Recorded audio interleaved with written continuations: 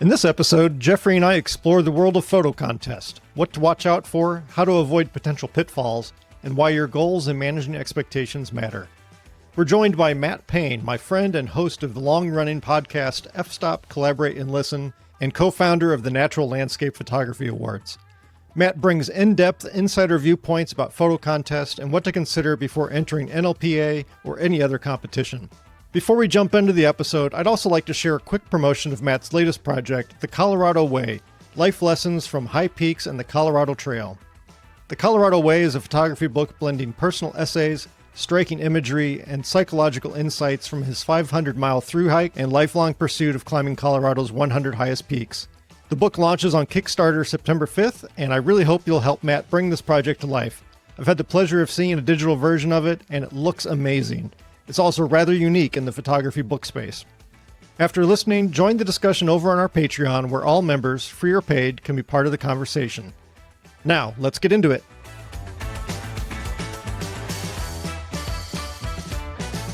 All right, Jeffrey, so we're up to, episode 8. On this episode, we're going to be chatting a little bit about photo competitions, a little bit of maybe out of sync with the biggie in the nature photography world with the Natural Landscape Photography Awards out there, but figure it's still a good topic. There's always contests going on, and I know from personal experience in the past, I've gotten roped into submitting and joining some contests that, knowing what I know now, are probably a little less than scrupulous.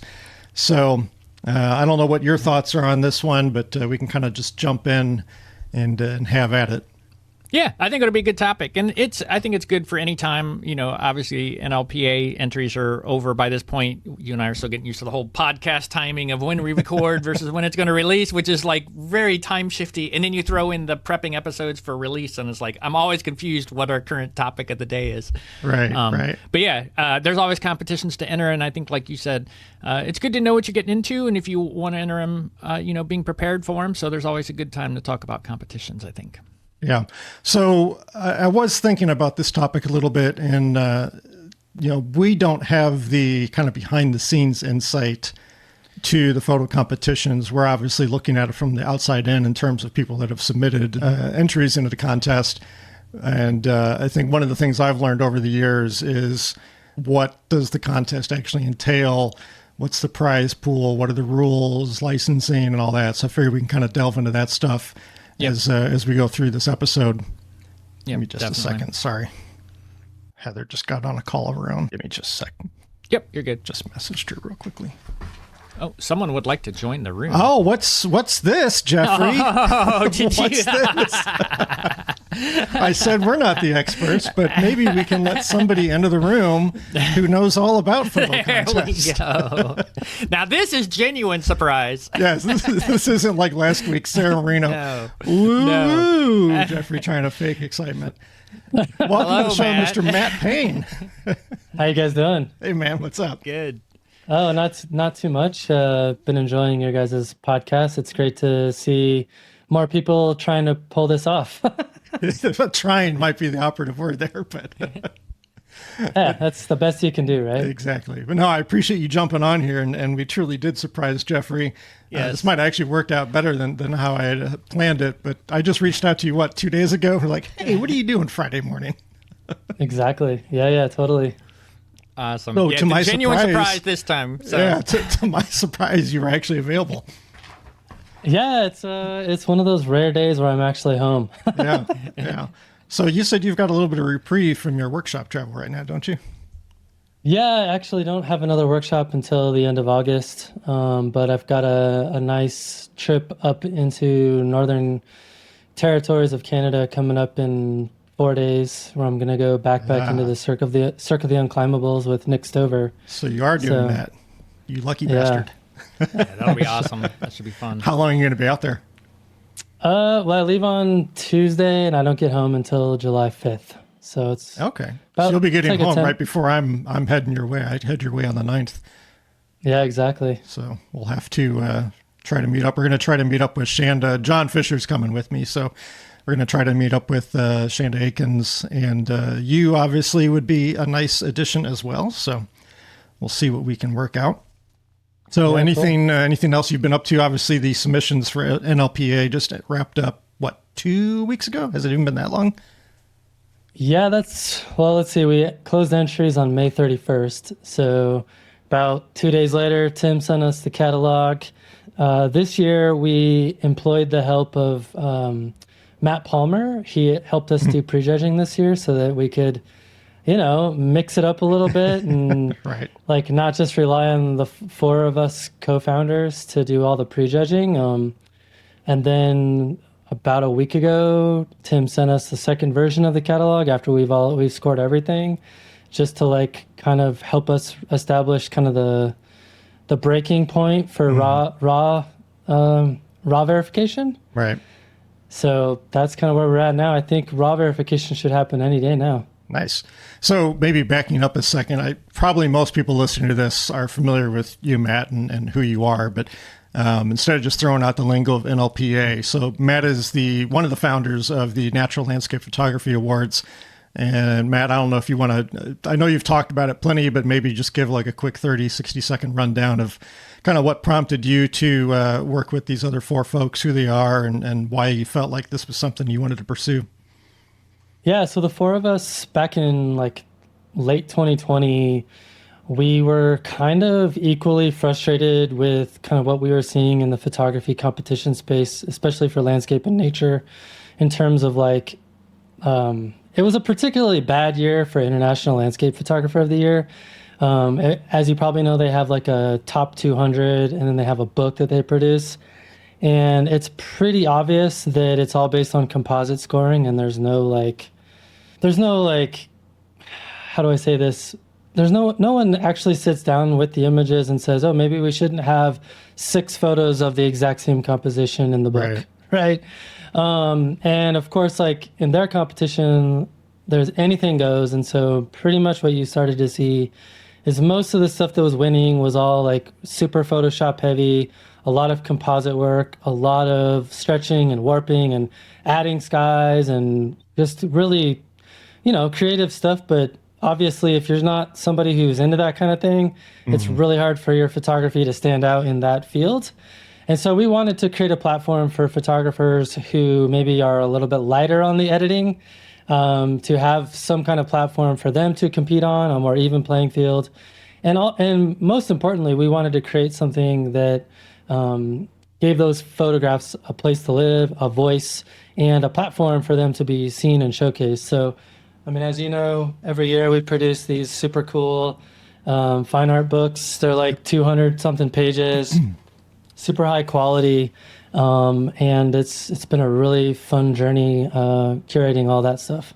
Yeah, no, I think it's been great seeing you guys come into the arena, so to speak. I know, Jeffrey and I have talked about it plenty on here already. We're both kind of leaning on that representational type of photography, nature photography specifically.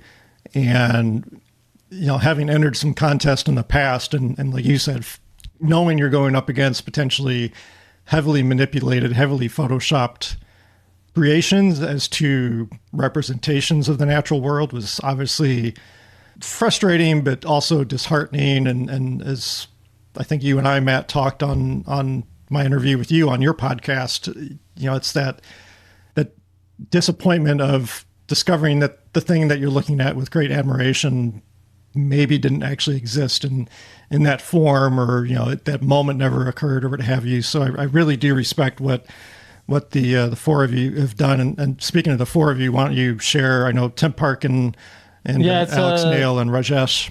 I'll let you pronounce his last name. Joe this Warren. There we go. Yeah, you got it. So you're under three compatriots. It's actually pretty funny because Tim and I kind of came up with the idea independently, separately, at the same exact time, and we both happened to mention it to Alex Nail, and he was like, "You guys need to talk." The value of relationships, right? Yes, for sure. So, exactly, yeah. I'd say, just kind of like kicking off this conversation beyond having you on here, Matt, and the insights that you can offer. For me, entering into the contest over time, my intention behind it or my purpose behind doing so has shifted greatly over time. I think probably as a lot of people do as they get further into their photography progression. Starting out, it was just kind of like, hey, this is cool.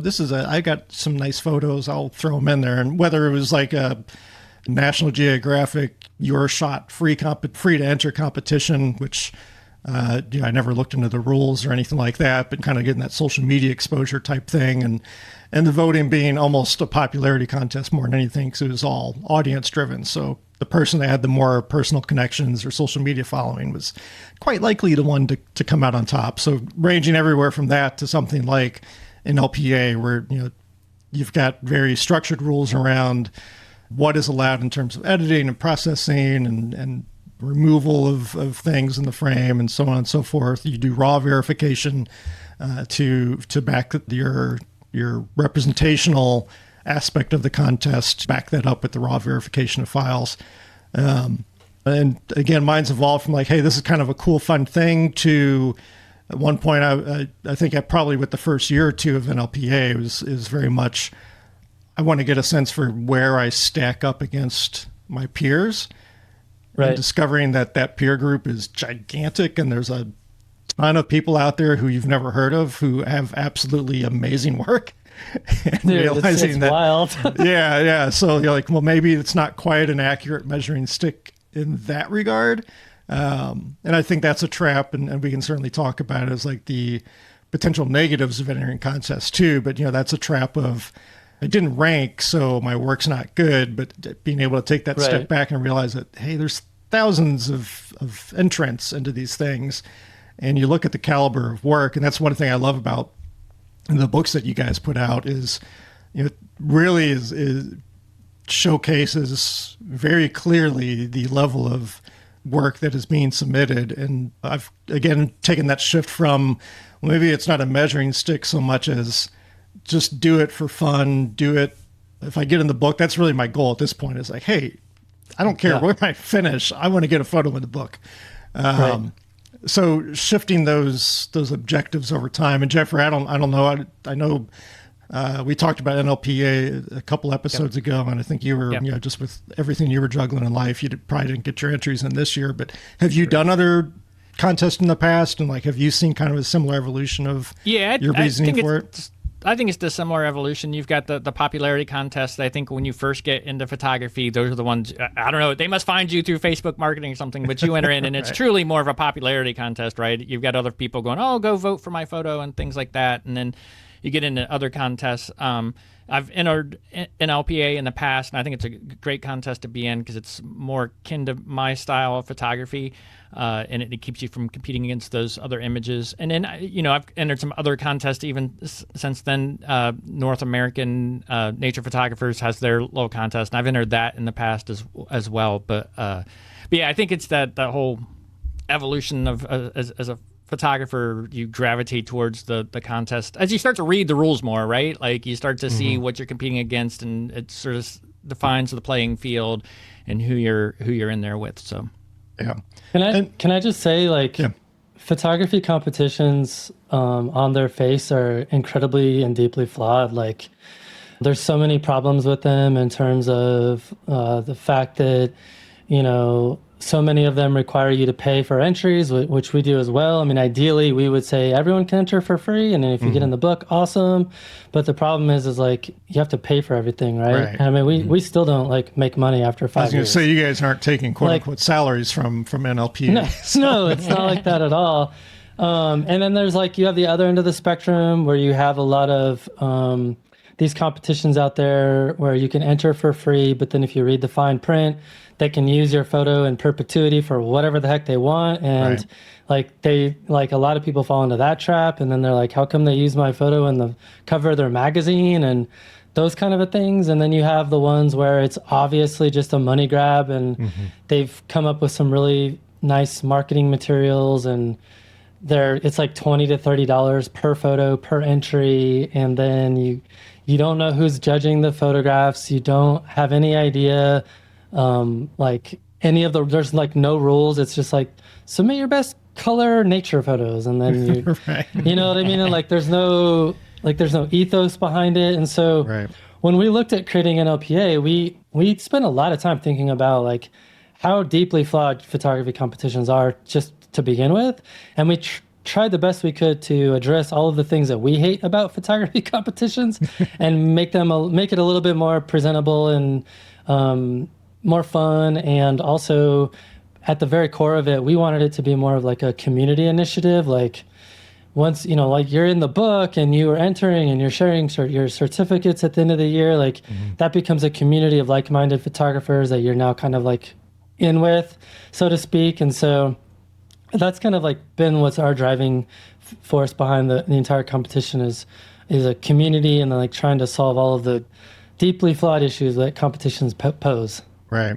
No, and I definitely appreciate not just the community aspect that you guys have kind of fostered with it, but also the transparency, and not just transparency of, obviously you can go to the NLPA website and look at the rules and the information and everything, but also you and Tim and Alex and Rajesh, like you've all been very open and forthright in terms of answering questions, whether it be on the Landscape Photographer Worldwide Discord server that we're all in, or on Facebook or what have you.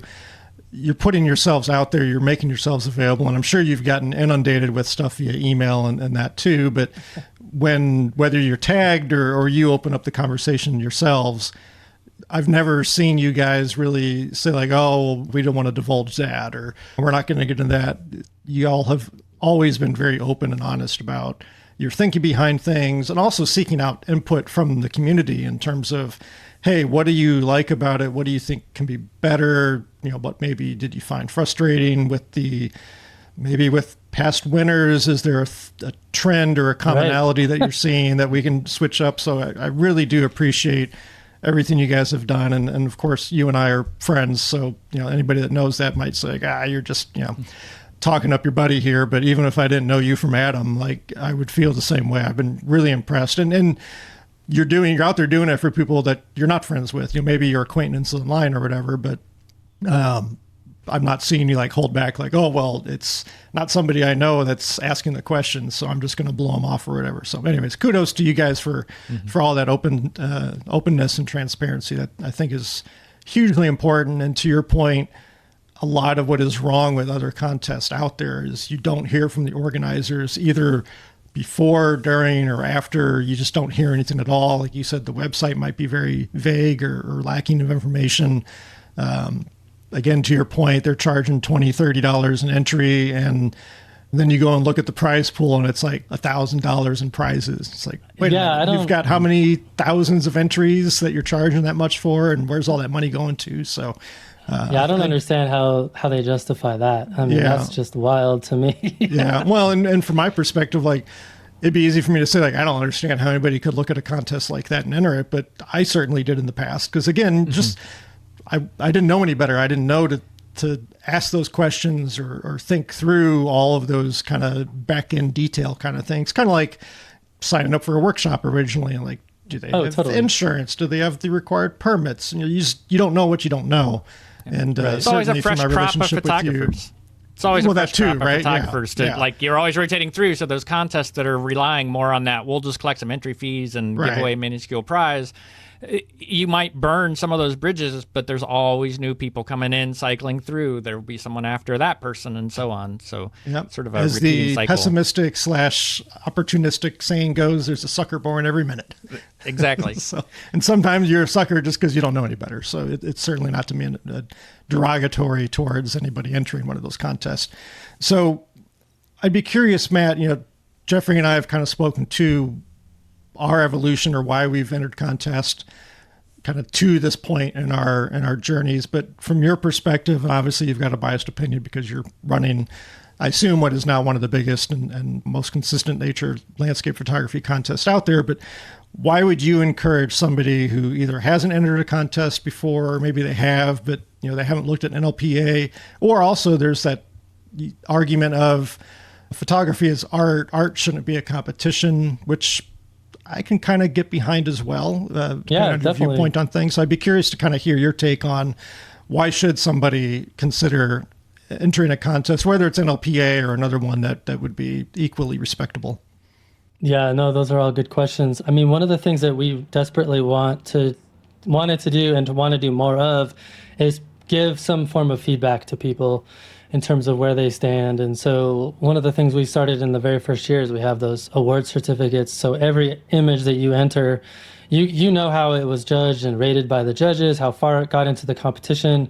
And you can kind of compare, like, we even showed percentages of, like, out of this many entries, your photo is like within this range. So I think it's a good way of like having a somewhat objective kind of reality check of kind of where your photography sits, at least as it's judged by that year's panel, right? Mm-hmm. And that's one of the good and bad things about photography competitions is that it is judged by a jury of your peers.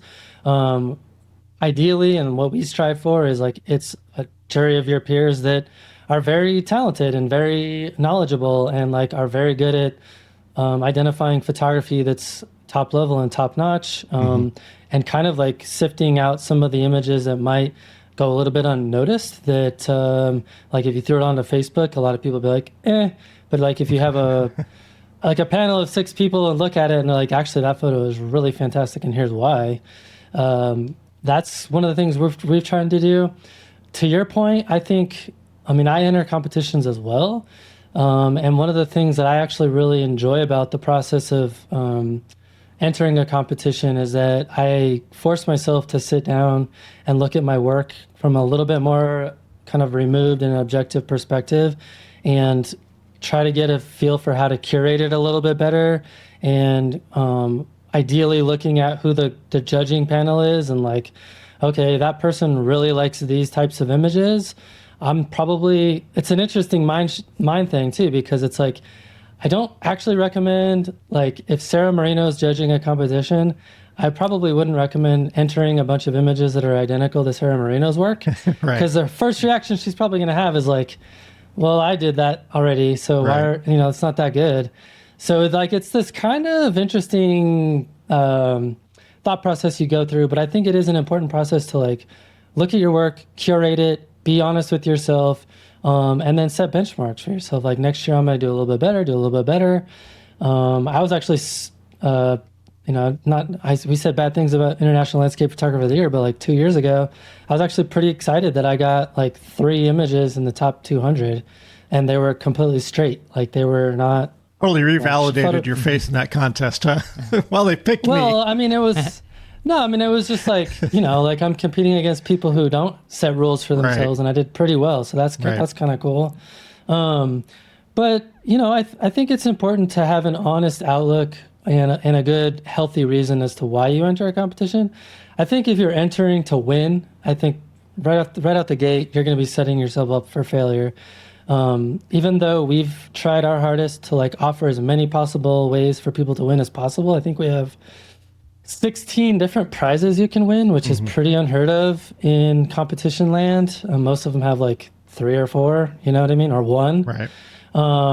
So we try to give people ways they can win, but even still, that's 16 people. And then you can get into the book, which is like another 100-ish people, right? So I think winning is maybe not the best motivator. I think it's really a great exercise in kind of being honest about your work and trying to set a bar for improving on it. So that's kind of where I sit with it. And then most importantly, I think, this is a pretty tight community we have here in landscape and nature photography. And I think one of the things I really love is like when there's results that come out for different competitions, seeing my friends and seeing people that I know having like honorable mentions or winning or whatever, like that's really cool. Like, hey, I know that guy. Like, I know that lady. Like, she's awesome. I love her photography. It's great to see them get some recognition for that hard work and for their vision. So I like that about it, as well as it helps you belong to a community of like-minded individuals. But yeah, in terms of like being healthy about it, I mean, as a judge, when I look at the catalog and I sort it for like everything that I've rated 4 stars and higher, and I look at it and I'm like, man, my photography sucks. You know what I mean? Like there's so much good stuff in here, but at the same time, that's actually helped me a lot in my own photography journey, is like looking at all that curated work and seeing, like finding my own preferences and what I like to see in photography, I think it can improve your photography from that perspective as well. Yeah, no, I've told you this and I've teased you about it, but it's kind of sickening how much your photography has improved just in the last like 2-3 years. I don't know how long we've known each other at this point, but I feel like you went on a very rapid progression. That started with the podcast, right? Because you're talking to all these photographers and picking their brain and everything. But then to your point, you're being saturated with all of this new work coming in through the contest too. I think it's a good counter argument to the whole photo celibacy thing that some photographers practice, where they don't want to look at other people's work. You've kind of forced yourself in a completely opposite position where you have to. But I think the intent, and I'm kind of speaking for you, so certainly chime in, but would be gaining inspiration, not imitation, from the work you're seeing. You're not going out wanting to recreate the stuff you're seeing. It's how can you apply the different principles and concepts that you're noticing and work it into your own images. Yeah, exactly. I mean, it can be as simple as like starting to recognize patterns and seeing shapes and lines in the landscape, or just understanding a little bit more about composition and things that you probably previously didn't even care about or look at when you were composing images. And now it's like, okay, well, I rated that image like a 2 because of this issue, and now I'm doing it with my own photography. So pay a little bit closer attention to some of those things that I'm seeing other people do that I don't think is high quality. So it forces you to just be a little bit more honest with your own photography. And I think that's a good thing. Yeah. Yeah. And one of the things I jotted down is the risk of a contest too is getting so hung up on the results. And if you don't place or place well, you can have that negative emotional impact on yourself as well. And we've seen that even in the Discord server that we all hang out in, where some of the photographers are noted like, I love the contest. Maybe I'll support it financially or buy the book, but I don't think I'm going to enter next year because I didn't do well. And it's like, that shouldn't be the bar that you set for yourself. And I'll fully admit, and Jeffrey, I'd be curious if you've suffered from this too, but I can't remember which year it was, but there was one year where I was feeling a little down on myself because I didn't do as well as I thought I would do with the images I entered in. And, having to take that step back and remind yourself, to your point, Matt, like, it's a different group of judges every year. So the judges that looked at the work this year, they may have ended up with totally different ratings than what the group last year would have, or what next year's would if you submitted the same images. And also, it's all subjective at the end of the day. And I've landed on a point where, like, if I'm happy with my work, I'm still going to be critical of it, no question. But if at the end of the day I'm happy with it, like, I don't really care where it ranks. I do. I mean, I'd be lying if I said I didn't. But I've set the goal myself for entering NLPA specifically. Like, my goal is just to get in the book. If I rank well, great. But my little fun goal is get in the book and have myself represented in that manner. So, Jeffrey, I'd be curious, like, have you been through that same, like, kind of beating yourself up over contest results, or is that more of an issue that I've had? It's definitely tough, especially with NLPA, right? Because there is so much great work, and then you try to compare yourself to that. So there's always a little bit of a mental, oh, wow, because there's some really great work out, and NLPA is a great way to see it when you see the results released, and the books as well. But to Matt's earlier point about the process, that's why I entered that particular contest, is the process. It's that process of, it sort of makes you step back. It's so easy to quickly post an image to social media and move on and beyond and not think about it anymore. But entering a contest, coming up with those entries, it really makes you look really hard at your own work. And is this good enough? And a lot of times I'll hit a little bit of an imposter syndrome of, I don't know if it's good enough. But that process to me is what makes entering the contest worthwhile to do, because it sort of forces that step back, really looking at your work a little more closely than the quick dopamine hit of social media or putting it on a website or something like that. So, but yeah, when the results come back, obviously you're always hoping, man, I hope I get, somewhere. But for me, as long as I see the scores improve a little bit or be solid, getting in the book would be great. And I think those are good goals. It's attainable. I mean, to Matt's point, to me, that's sort of one of the rewards, right? Like, even if you're not one of those top 16 category awards, there's still people that get in the book, and that seems a little more attainable from that standpoint. and it's just always a constant process of iterating over your own work and improving from there. But yeah, it's a very high caliber of photography for NLPA that gets to that final end, I think. Did I mention that photography competitions are deeply flawed? I mean, it's something we've struggled with every single year. Is like, there's this balance between like giving judges some very specific direction in terms of like the kind of work that we want to elevate and see win, and then the judge is like, nope, this is what we think is the best, and we're like, yeah, but we said this. This is what we said. And so like the last couple of years, we've tried to implement some, and let me just be clear. I'm actually very specifically speaking about the very simple, plain, and it's fact that I think everyone will agree, including everyone, all four of us organizers, that really good, grand scenic, grand landscape photography has kind of been snubbed a little bit in the competition. And it's something that all four of us are like, why does this keep happening? Because we keep telling judges we want to see this stuff do well, and then it doesn't. And so we've changed some of the definitions of the categories. We have actually put in very specific, like grand landscapes. It used to be a little bit more open-ended in terms of like what would qualify as a grand landscape, and now we're like, pretty much you need to have a foreground, a midground, background, sky, probably shot at a wider angle. Like, those are kind of the things that are a grand landscape. Like if you think about a grand landscape, that's what comes to mind, right? And so, and we even added like a runner-up for the grand landscape category this year because we just want to see more of it. Yeah. And fortunately, I think having looked at the work that was entered this year, I think people kind of heard us say like, hey, we really want to see this stuff because we think it's gone a little bit underrepresented. Now, with that being said, when I filtered down the catalog for like the really good intimate landscapes, it was like, oh my God, like half of this is amazing.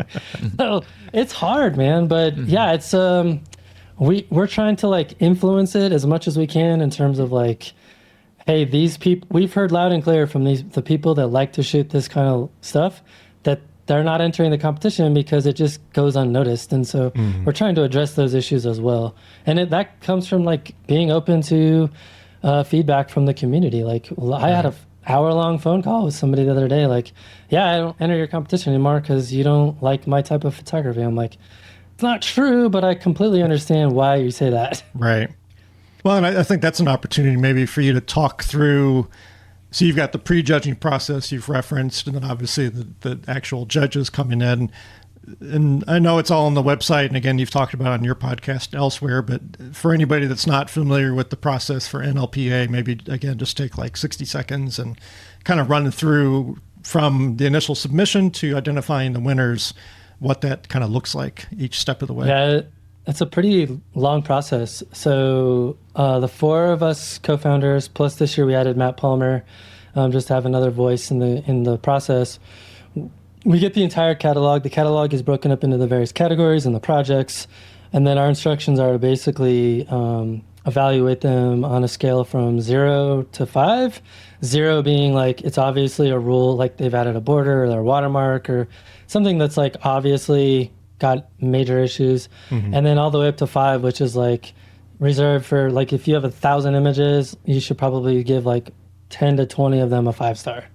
Right, like the ones that you think are potential winners of that category. And we all go through that process. We send those catalogs back to Tim.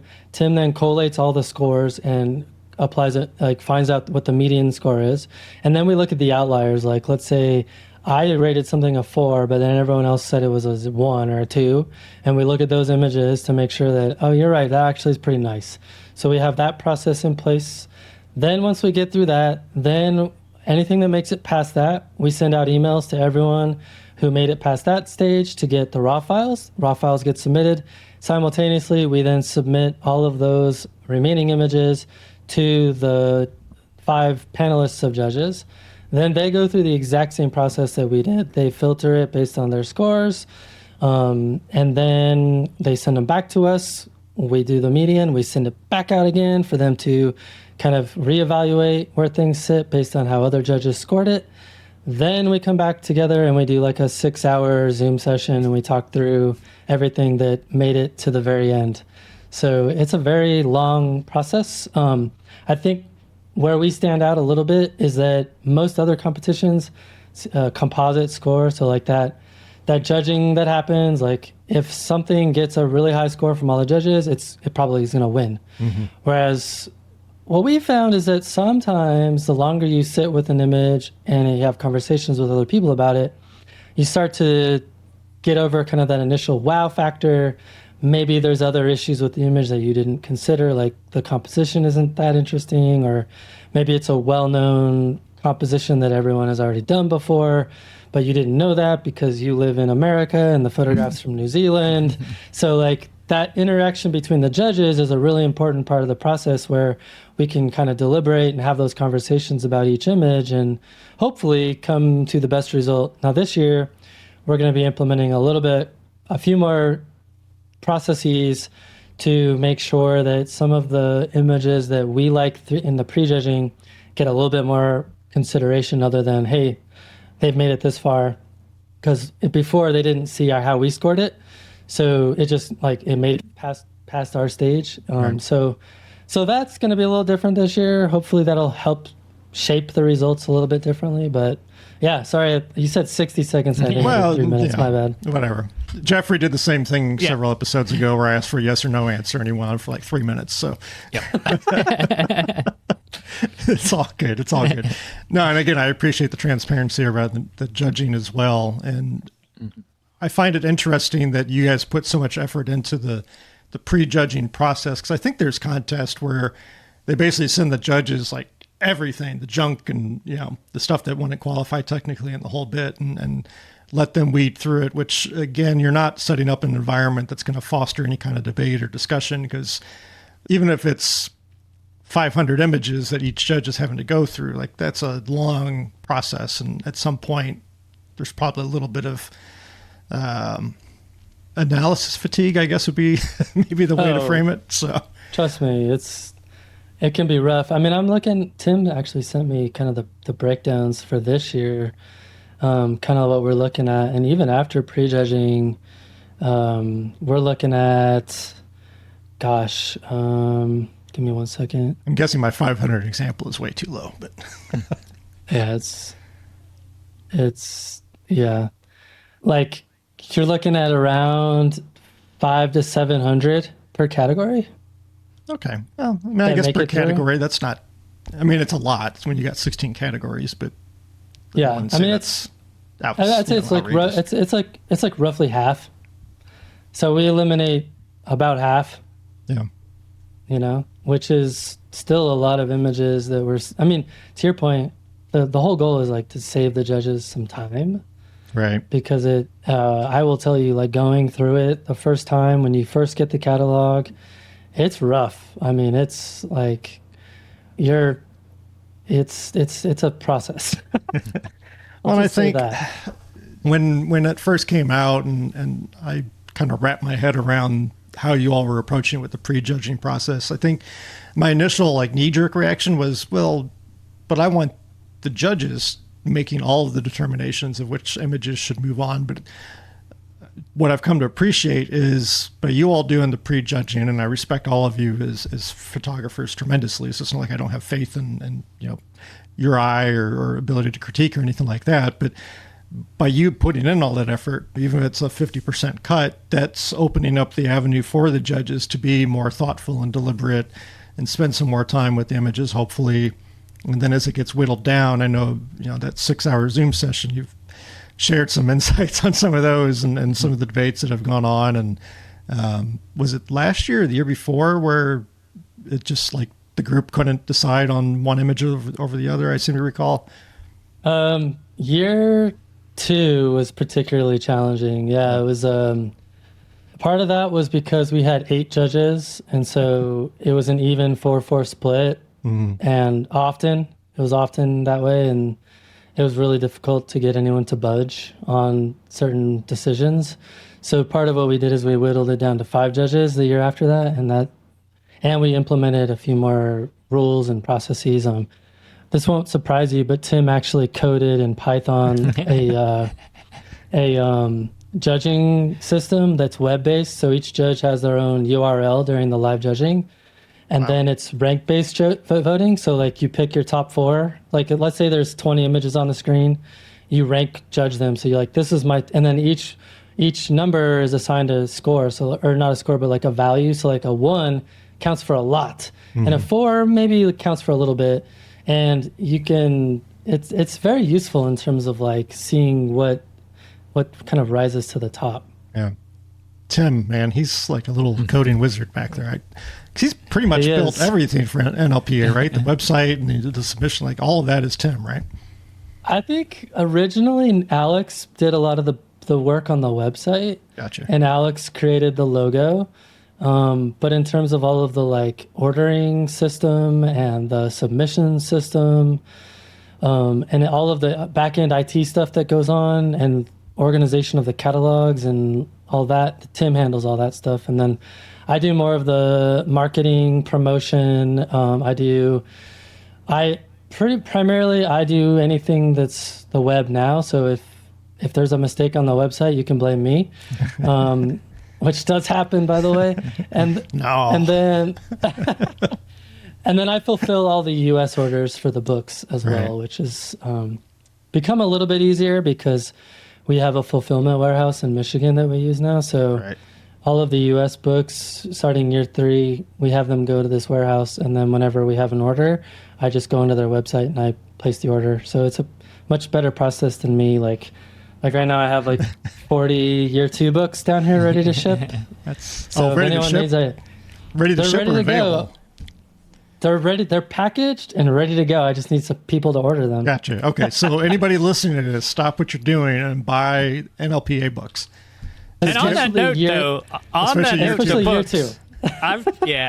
note, I've talked about the NLPA books. If you're looking for a photography book, I'll just plug it here.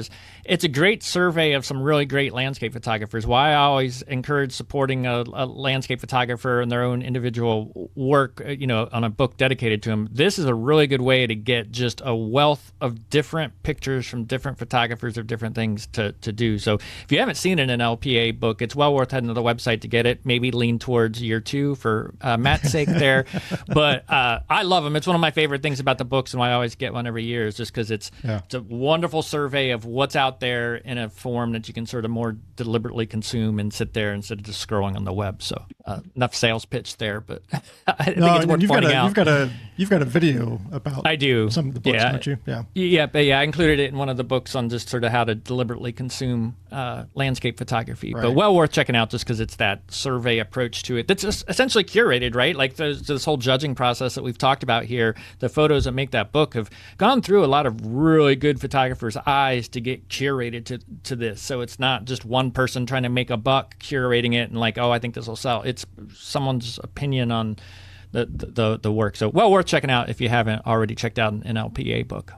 Yeah, and one of the things I like about it, like we've talked, what was it, last episode with Sarah about all the photo books that I've managed to collect, and I'm horrible about looking through. But, if you buy a book from an individual, you kind of know what to expect going into it. You might be surprised by images here and there, but for the most part, you're familiar with their work and their style and that. With the NLPA books, I can't tell you how many times I've flipped through them and an image comes up and it's just like, holy shit, like that's something I've never seen before. I never would have thought of doing, or it's just, there's a lot of unexpected surprises in there that are really just, they're challenging in terms of forcing you to think differently, maybe about your own work or, what you're looking for in the field. But talk about just a plethora of inspiration too, and just some phenomenal work. One of the things that I like about it is like we have essays. So every year we try to pay one of the judges to write an essay for us. So it's another way of us supporting, like by supporting the competition, you're actually supporting a lot of working, living photographers because we're paying them money to judge and we're paying them money to write for us. Mm-hmm. So it's part of that whole community giving back to the community thing as well. And I think one year we had Ben Horn write an essay for us. One year I think Sarah Marino did one. We've had Charlotte Gibb do an essay for us. And I think last year We had Lizzie Shepard do one. So I really enjoy that aspect of the book as well. Yeah. No, the books are just fantastic. So even if you're not interested in contests, you may not even be listening at this point. But if you are, and you're not planning on entering, at least buy the book, because the books are really, really fantastic collections of work. Like Matt just said, phenomenal writing in them as well. But just that plethora of inspiring, surprising also, images that really not to blow you away. Not to go on the marketing thing anymore, but I think another thing that we do that's super different, like it's not just like a here's everyone who did well in the competition. Like we have the extended PDF as well. So as you're going through the book, every single image that's in the book, the photographer has written up a story about the photo. They've talked about their settings. So it can be an incredibly educational experience as well. If you look at the extended PDF while you're going through the book, it can really help you understand the thought process that was behind creating the image, and also like learning different concepts that maybe you hadn't considered in the past. Yeah. All right. Well, enough shilling of the book. I would say what should we do here, Matt? You're on the spot. What should we do right now? What should we do right now? I mean, come on, man. This is your thing. We should all go out and take some photos. We need to shift gears, damn it. Oh, I see what you did there. Had to get that plug in. Man, I'm disappointed in you, Matt. But anyways, we've done enough shilling. So one of the things that you mentioned earlier is, looking at a photo that you rated like a 2 stars, but then you're out in the field working and you realize you're doing some of the things that resulted in you giving a submission a lower rating. So like for me, I know one of the things I've gotten out of entering the contest, and it was already on my radar, but much more so now, is like what many people call edge patrol or border patrol, watching for those distractions, cutting into the edges, the corners, or what have you. What are some things that you see? I'd say maybe if you can kind of home in on maybe the most common oversights, and I don't want to use the word flaws because it kind of has more of a negative connotation, but maybe just oversights or misses that you see that maybe would hold an otherwise very impressive, well-performing image back from reaching that potential. So I think you touched on one of the big ones in terms of like edge patrol and various distractions within the image. And I think it's especially difficult in our competition because of the rules that we've set for editing, because you can't just go in and like content aware fill every single distraction out. Like you have to be a little bit mindful about how much of that you do. I mean, we do allow some of that, but it has to be done, in small quantities and done tastefully. So that's one. I think another one that I've really come to like really internalize is looking compositionally at visual weight and understanding about like how certain objects, or maybe even a lack of object, like if you've got a nice waterfall scene and then over here, like there's just this big patch of dirt that has nothing within it that's a visual interest, but it takes up a big chunk of the photograph.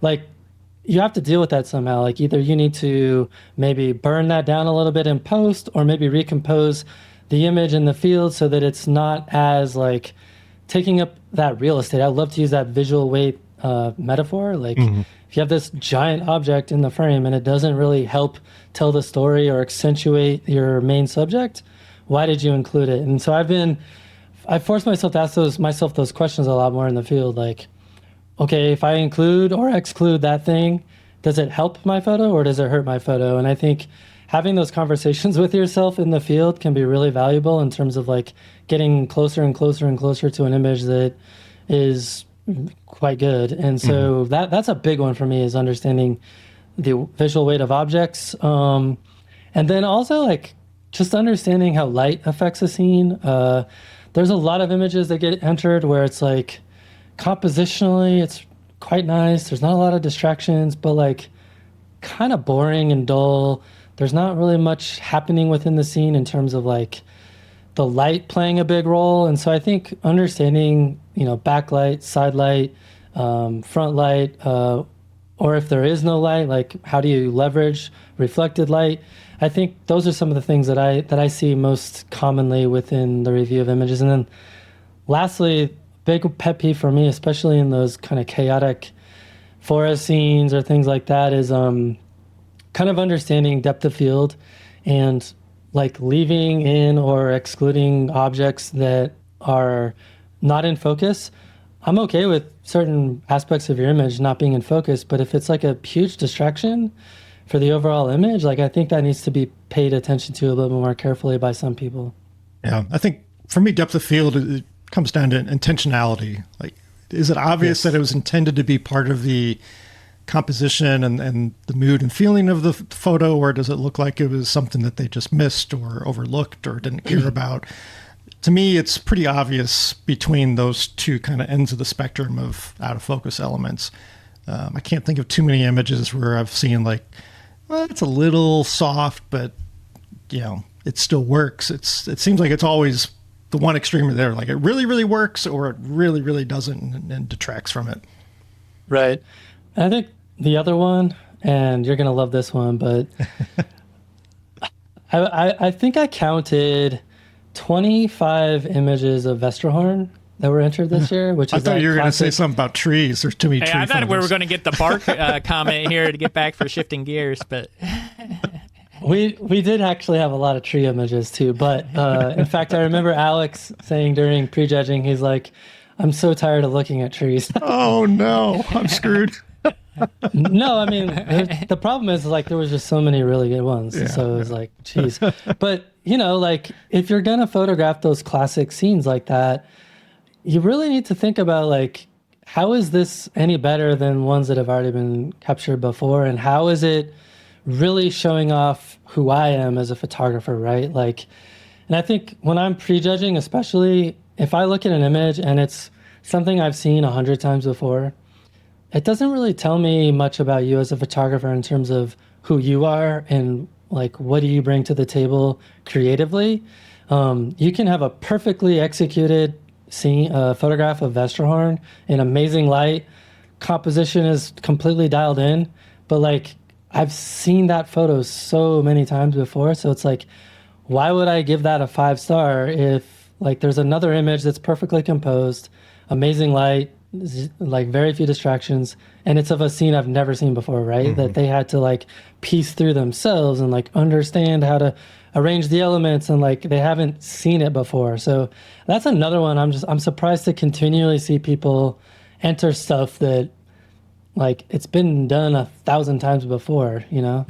Oh, I think that's a very and I don't timely... know, maybe it represents their best work, but like it's hard. I think that's a timely conversation just for me personally, because just yesterday I was working on editing episode 5 of Shutter Nonsense, and it was the episode where Jeffrey and I talked about big scenes versus small scenes and kind of that progression you see so many photographers take from the big grand epic landscapes to smaller and smaller scenes. And one of the things we touched on was the fact that it's, from our perspective at least, it's much harder to put a piece of yourself into a grand vista scene versus finding that unique composition and photograph that you can really kind of show a little bit more of who you are, what your style is, or what have you. And to that end as well, I think it goes back to what you were talking about earlier with the apparent lack of recognition for those grand vista, the grand landscape scenes in the competition. I suspect, and again, I'm kind of projecting, but that from a judge's perspective, much like your perspective, like you've seen many of those grand landscapes probably dozens or hundreds of times. So it's going to take something truly original, whether it be some really unique natural phenomena with weather or lightning or aurora, whatever that maybe isn't commonly seen there, or a truly unique composition on the subject itself to stand out and show that piece of the photographer, versus the way I relate it to is a tourist rolling up next to me, standing shoulder to shoulder with me, and I'm set up for the big wide grand shot, and they take basically the same photo with their cell phone. Nothing wrong with that. I take those photos, but maybe I'm not going to be entering them into a contest because, there is I think a much greater or a much higher bar you have to hurdle over to move it beyond just that already been there, done that kind of thing, to something truly unique and inspiring and representative of who that photographer is as a person, as a photographer, as a creative artist, so on and so forth. Yeah, I mean, there certainly are competitions that exist that, particularly if the judges are not within the space. So if they're not landscape photographers themselves, like maybe they're like a museum curator or like they're a painter or whatever, and they've never spent time looking at a lot of landscape photography like we have, they get pretty easily kind of wowed by those scenes because they haven't seen them before, right? Like it's like, whoa, holy cow, that's amazing. But I think that is one of the pros and cons of what we're doing is that, you know, you're entering your images to be reviewed by a group of your peers who have a lot of experience in the field. They've looked at a lot of photography. And so the images that are going to do well probably are ones that catch our eye for different reasons, right? It's and so it is tough. Like I think there is a lot of people in this space that, for whatever reason, like they've kind of come up thinking that the way you get good grand landscape images is you kind of create a bucket list of locations and you take a bunch of workshops to get those specific photographs from people, and then you have this nice portfolio of high quality, nice looking images, but none of them are like you, right? Like they're not like, they're great photographs, but they're not you. Like they say nothing about you as a person, as a creative person, as someone who's putting your own stamp on something. So I think that is a challenge in this environment. And I think, to your point, grand landscapes, in my personal opinion, it is much, much, much more difficult to hit that bar. I think if you're looking for someone to inspire you who does it on a consistent basis every single time they go out, I would encourage you to look at Wayne Suggs' photography. That's all he shoots almost is like wide angle, grand scenic images. And he has his own style and it's very recognizable. And all of his scenes are completely his. Like they're not recreations of what other people have done before him. So that's someone I always look to as kind of inspiring me to think outside the box. Yeah. And I love when I'm surprised by a grand landscape. To me, it's such a rare thing that when I do see somebody, you know, with entirely new composition or, you know, however they, you know, whatever they do or whatever they encounter that really makes me pause and go, holy crap.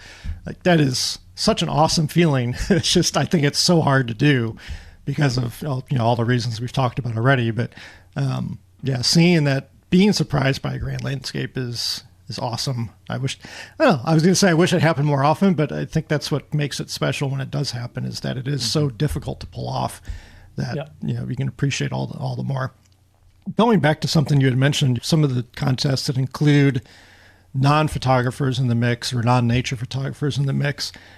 I feel like maybe this came up in discussion on Discord, but have you all ever considered having one of the judges be a painter, whether like an abstract painter, modern painter, or nature or landscape painter?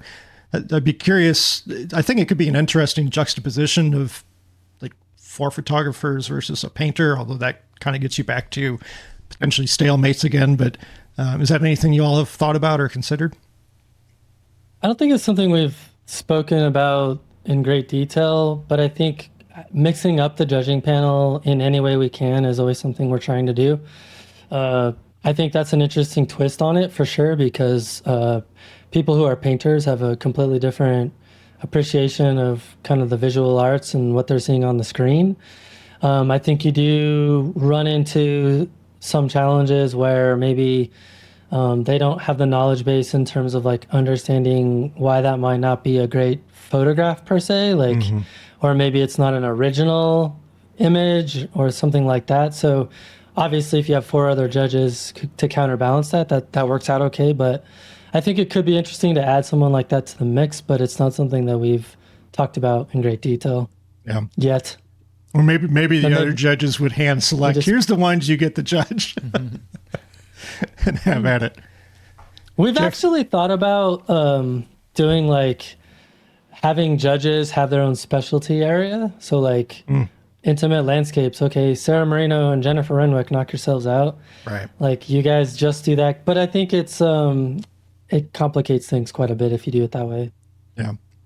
Yeah, and don't overcomplicate things before you're. Not that you all aren't established at this point, but don't make things more complicated than they need to be just for the sake of trying to mix it up. I think what you've done so far is working really, really well. Mm-hmm. And again, you all have been open to the feedback and making modifications and adjustments. And one of the things I like too is your non top winner category. Like you mix those up every year in terms of.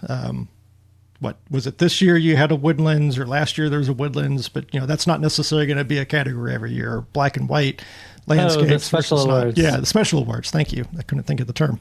Yeah, we mix those up every year. And this year we looked at last year's entries to see like which ones received the least amount of entries, and we're like, well, obviously those ones aren't as interesting to people, so we're gonna like put them on the back shelf for a minute. Mm-hmm. Specifically, I think this year we shelved nightscapes, and we shelved creative icons, and we shelved aerial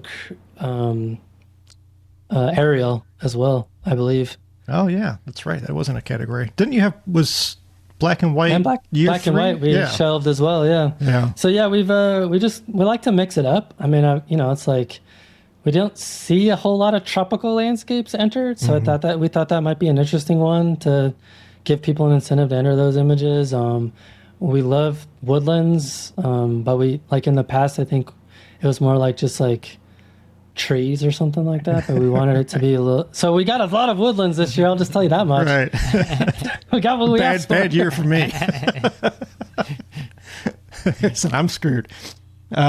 Jeffrey, and I know I've been kind of dominating again. Anything you wanted to toss out to Matt or thoughts you want to share? No, let's circle to we talked about some things that might prevent you from entering a competition. So, because we've got all sorts of different levels of photographers entering, right? And they might be new and listening to this podcast. And are there one or two key things that if you saw as a condition of entry that would give you pause on entering a competition? We've talked about rights grabs and fees to anything. But what would be towards the top of your list that, okay, this might give me pause before I enter a competition? Yeah, I wrote a whole article about this on my website in terms of like whether or not you should enter a photo competition. And I think oftentimes too, people enter competitions before maybe they're ready to, in terms of like, maybe your work's not quite there yet. Not to mean like you need to have the best work on planet Earth, but like maybe don't do it the first year you're in photography. Yep. I don't know. Right, exactly. You got your camera for Christmas, and in March you're entering competitions, right? I don't know. I mean, maybe if like you really want to see where you stack up, but you're probably going to be demoralized pretty quickly unless you have a pretty healthy mindset. Right. I mean, you already touched on the rights grab thing. That's a big one for me. I see a lot of competitions where either the language around that is super vague. Like we specifically say that you keep your copyright. We can only use your image to market the competition or for the book. We don't use it for anything else. Like we're not going to sell it to a third party. We're not going to use it to create AI machine learning models. Right. Yeah, that kind of stuff, right? I think that's a big one. I think another one to pay attention to is, in my opinion, super important, is like really understanding the rules or lack of rules. Because oftentimes I think people see a competition like, oh, cool. And then there's like zero rules, which is fine, I guess. But then just understand that means that you're going to be up against like AI creations and all kinds of crazy stuff. And then I think really drilling into kind of like what the process is for evaluating the images. I mean, as far as I know, like literally other than Wildlife Photographer of the Year, we're still the only competition that rigorously looks at raw files. I know lots of competitions say no AI, can't do this, can't do that, but like they're not looking at raw files. Like they're not actually going through a rigorous process to eliminate images that have broken their stated rules. So I think that's an important caveat to look for. Obviously, entry fees is a big one.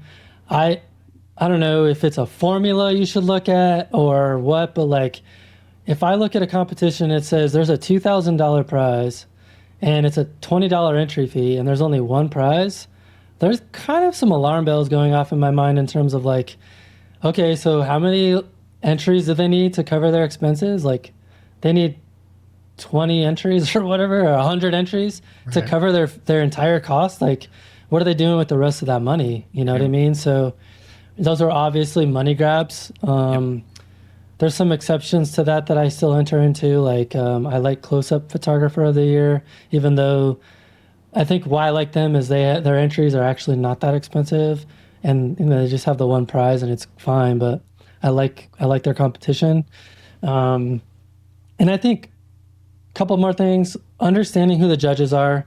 A lot of there's websites like Life Framer and these other ones where they have these rotating competitions that they put out every couple months, and then they have this website that's like, here are all of our judges, and there's 20 judges, but you have no idea which ones are judging this time. And if you email them, they don't tell you, so they're very kind of offstandish and hidden about their process. So I'd look out for that, and then I think that's the big one. Those are the big ones. Yeah, it's a good list. It's a good list to consider before competition, I think. Yeah. What do you guys look for? Pretty much what you tell me to look for. I mean, for these days, I prefer not to enter the public opinion contests. Those are just, there's so many of those. Go here and then vote. So I definitely avoid those. The rights grabs is certainly one to watch for. I have zero problem with using it for marketing or putting it in a book or something like that. But selling to third party is not great. And then I think the raw verification is important, and probably one that people might forget and overlook. Just because, like you said, if you're entering a contest and you like the set of rules that you can't do something, but they never really check. We know how good people's composition skills are, or AI can get that.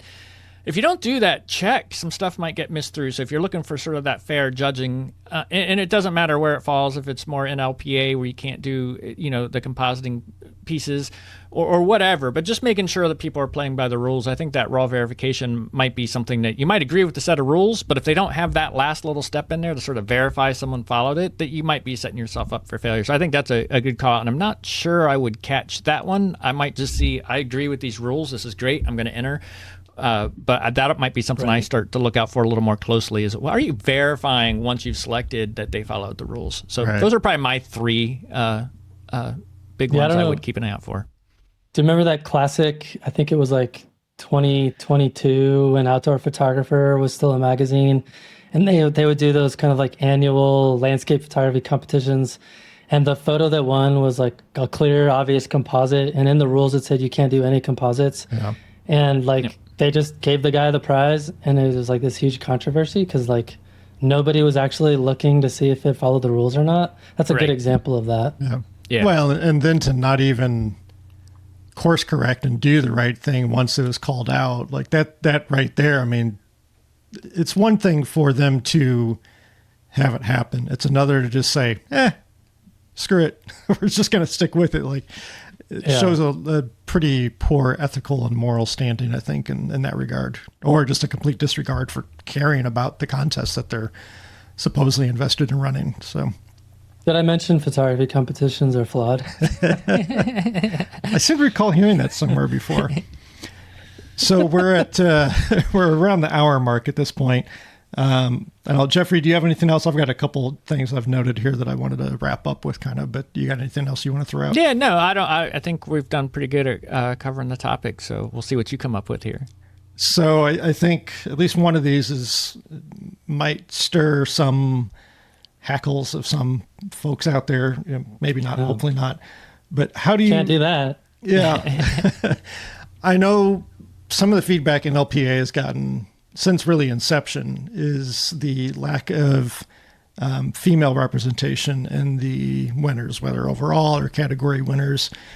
And it's tricky because it's all anonymous. So I don't know how you would really counter that other than encouraging a more diverse applicant group, whatever you want to frame it as, to actually participate. But do you think, well, I'll just read the question I've got verbatim. Do you think contests help or harm diversity and inclusion in nature photography overall in general? Can it kind of put too much of a spotlight or not enough of a spotlight on the diversity problems that we know are out there, or the lack of diverse voices. Like maybe it's not a lack of diversity in terms of people going out and doing it, but it's a lack of diversity in terms of the people that are putting themselves out there publicly to share their work, talk about their work, talk about the craft, so on and so forth. Do you think contests can help or hurt that? We could have done a whole podcast on this. Yeah, I know. This is probably not a great one to try to wrap the show up with. Yeah, we're great. So let me just preface this by saying, like, we've spent an enormous amount of time and energy and thought around this problem, and it's kind of the conclusion that we've come to is it's not a problem that we're able to solve ourselves. Like, we've tried to implement some things in order to encourage more women to enter the competition. We specifically identify women leaders in the field to be on the judging panel. We specifically try to market to various groups who are catering towards women in landscape photography space. We've even created like discount codes for women-only photography conferences, which, by the way, got like 4 uses, I think, something like that.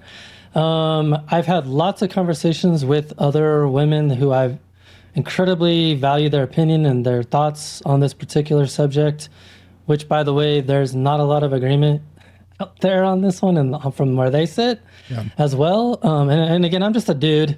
Like, I don't fully understand all the challenges that a woman has because I'm not a woman. But I think that there's some facts of the matter that create kind of this cyclical problem, right? I think whether or not you think this is true or not, I'm going to die on the hill right now that says in 2025 and every year before 2025, there have simply been a significantly larger number of men engaging in nature and landscape photography than there have been women.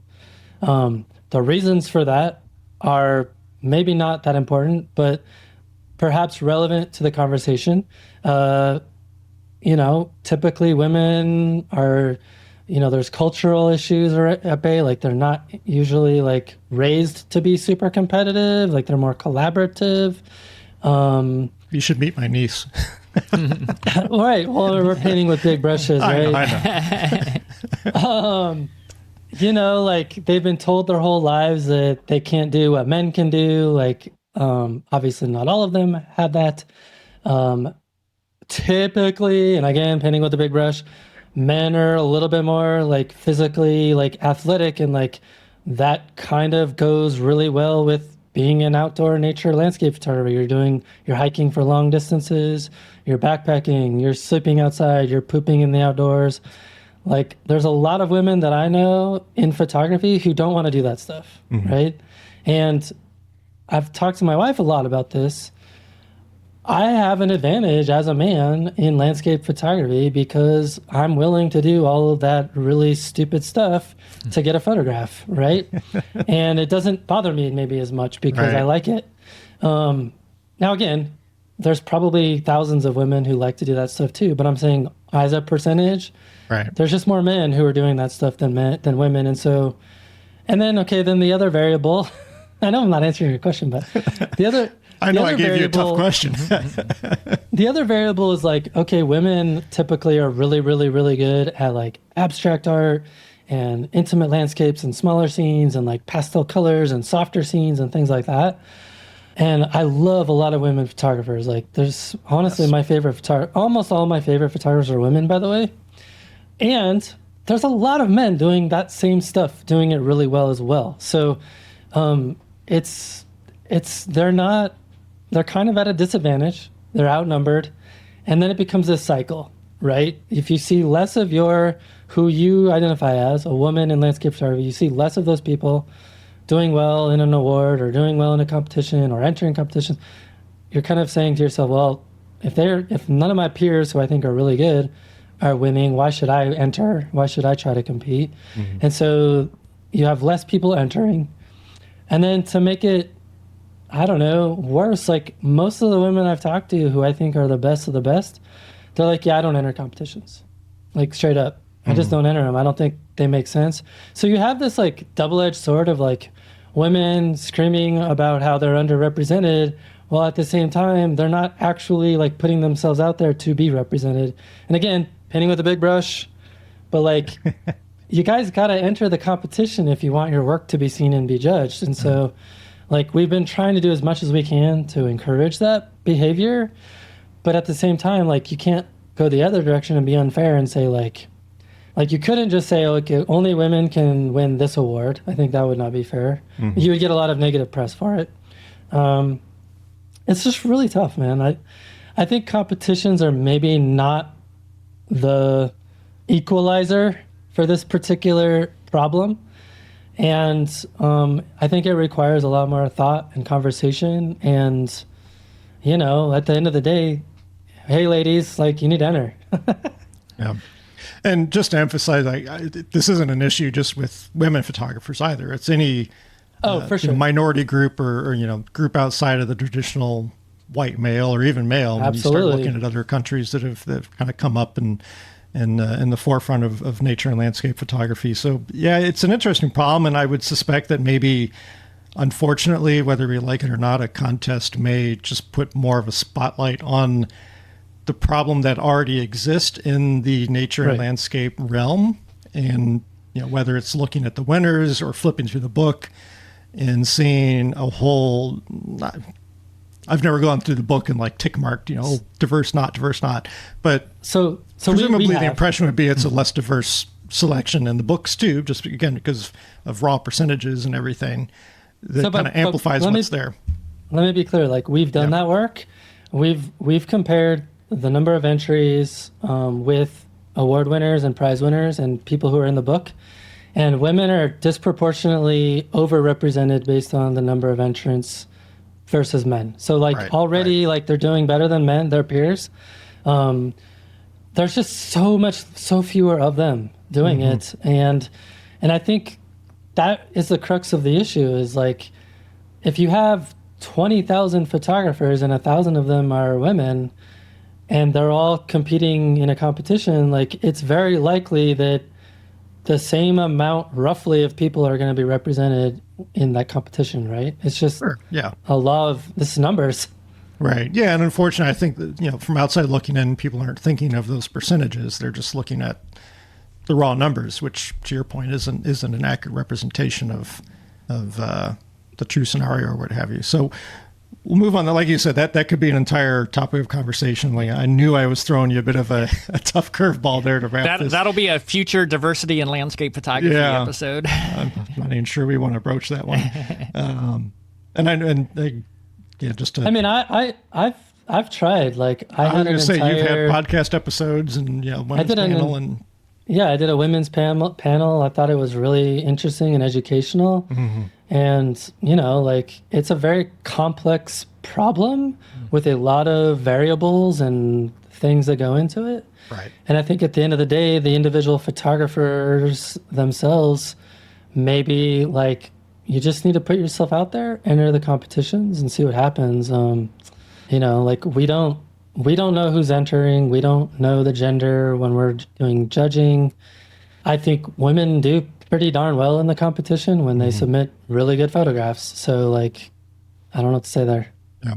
All right. Well, we'll put a bow on that one. And the last one I'll throw out to you, Matt, is I know something that is important to you and me and Jeffrey as well. But from an standpoint of, obviously, the contest is the Natural Landscape Photography Rewards. We've talked about raw verification and the quote unquote restrictions on processing and removal and content aware fill and everything.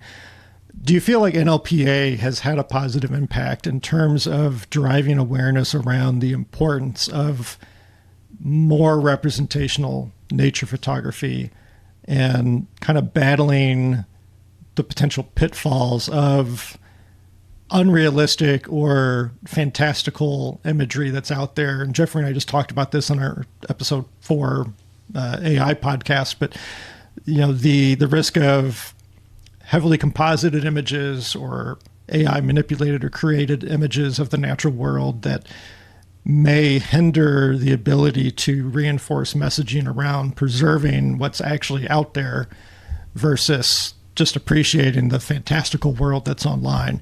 Do you feel like NLPA's made any inroads? I don't know if, hopefully what I'm getting at is making sense here, but you all you've put a stake in the ground in terms of the natural emphasis and the representation of the natural world. I'd be curious if you feel like you've had an impact, or obviously it's an ongoing battle and awareness campaign, but do you feel like there's been any inroads made there through the contest? I think a couple things. I do think that since we started the competition, we've seen more and more photographers engage in at least thinking about that in their own photography practices. I can only base that on what I hear people tell me in terms of like, hey, NLPA, like when I'm in the field, I actually think about that stuff now. So that's kind of cool. So I do think we've moved the needle a little bit in that particular aspect.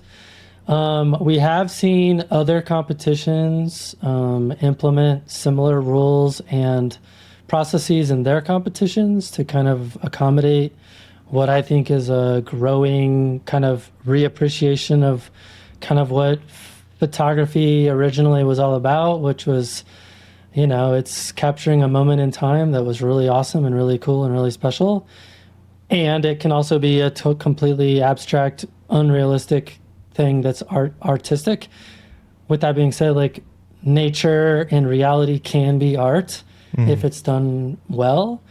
And I think we have seen more and more people kind of emphasize that in their own work. And I think we've given a voice to the people who are already doing that. I think I was pleasantly surprised at the end of year one of how many people entered the competition. Like, I think we underestimated just how frustrated this community was around this particular issue. I think, that was one of the things that kind of captured my attention originally. It was like I saw all these Facebook comments from people at the end of International Landscape Photographer of the Year's results, like talking about how they were frustrated with how those kind of images is all they're seeing now, and that's all that wins awards. And I think we tapped into something that a lot of people were frustrated with, and now we've given those people a voice. Yeah. I was certainly happy to see y'all kind of enter the fray, so to speak. So anything, as we truly try to wrap this up, anything you want to plug in terms of workshops you got coming up, anything like that, or just share what you've been up to lately, besides taking a break from travel? When does this come out? Oh, God. When does this come out? Sometime in August? Yeah. Okay. Well, I've got a really cool set of workshops I'm doing in Scotland this fall, which I'm really excited about. And I think I have one seat left for my Scotland Castles in Color workshop, which I think will be really, really, really fun, like photographing cool castles. Do you follow Jim Scott, his work? He's a UK photographer. I had him on my podcast. But he does he has this like whole Northumberland project where he photographs all the castles in basically all of the United Kingdom. It's I remember the cool episode. Yeah, so I'm excited to go there and see that stuff and photograph it myself and show people kind of my vision and my style of photography. And then after that, like I've got a string of workshops. I have a Death Valley black and white workshop in December. We've got 2026 is super busy, and then we're just getting ready to release our 2027 schedule, which I can't share with you yet, but there's some really awesome new locations in there that I think people are going to be like, holy smokes. Nice. Jeffrey, how about you? We didn't do our usual kind of, what have we been up to? Anything new for you to report? Yeah, nothing hugely new. Podcast stuff.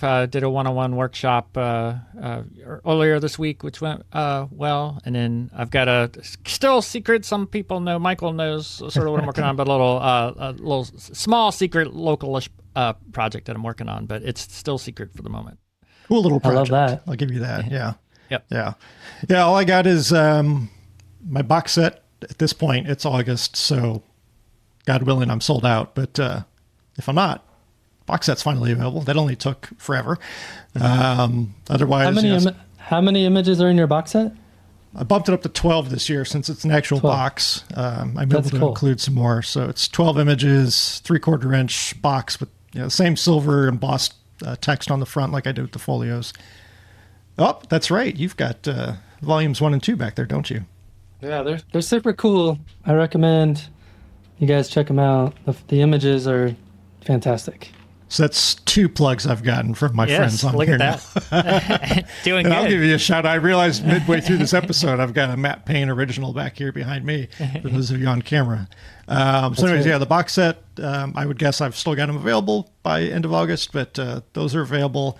Excited about that with the new presentation with the actual box versus folio. And then, Jeffrey, I'm assuming you've still got Death Valley openings for your early December workshop. Yep, I do. And, early December. I've still got 2 openings for West Virginia, too. Oh yeah, I forgot about West Virginia. Yep, I got 2 for West Virginia and a few open for Death Valley in December.